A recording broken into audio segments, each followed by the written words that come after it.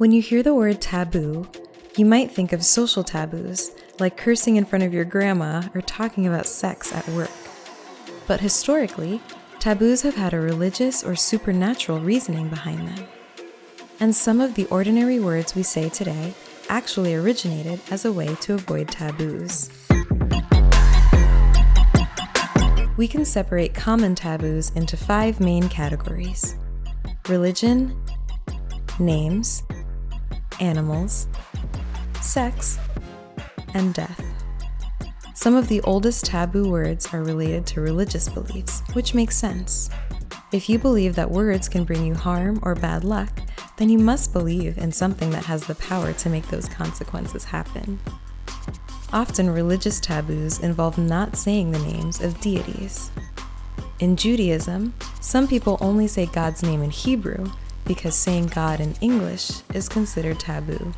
Others will write G-D instead of spelling out the full word.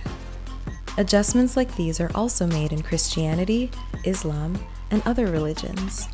Some observant Christians say gosh instead of God and dagnammit instead of goddammit to avoid taking the Lord's name in vain. In Old and Middle English, Christians would use the words fiend or enemy to avoid saying Satan, which they believed would bring misfortune. The words you use to avoid saying the actual names are called Noah names. These also come into play with other taboo categories, especially name-based taboos. For example, in the imperial era of China, people weren't allowed to say or write the names of so-called exalted persons. These included the emperor, local officials, and even a person's own ancestors. It was even taboo to use the same characters as those which made up an exalted person's name. So if a common word had the same characters as the emperor's name, people would use a similar sounding character or leave out a stroke when writing it. The next category of taboos also relates to names, animal names. In ancient times, people were often terrified of attacks from wild animals. For certain animals, this fear turned their names into a taboo. Saying an animal's name might summon it, so they called it something else instead. Take bears. The word bear is a Noah name. It's not the real name for the animal, but rather a way to avoid a taboo. Bear comes from the Proto-Germanic barrow, which means the brown one. Hunters referred to the animal by its color because they were afraid of saying its real name. But that Noah name stuck, and now researchers aren't even sure what the animal's original name was. You can find these Noah names for bear in other languages too.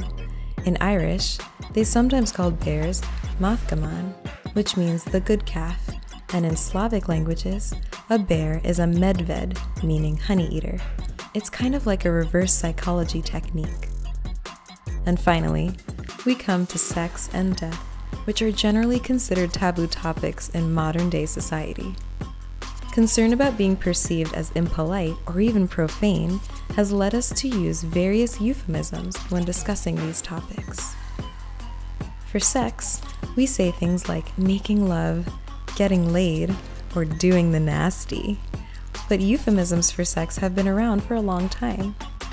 For instance, Shakespeare introduced us to the phrase, making the beast with 2 backs in Othello.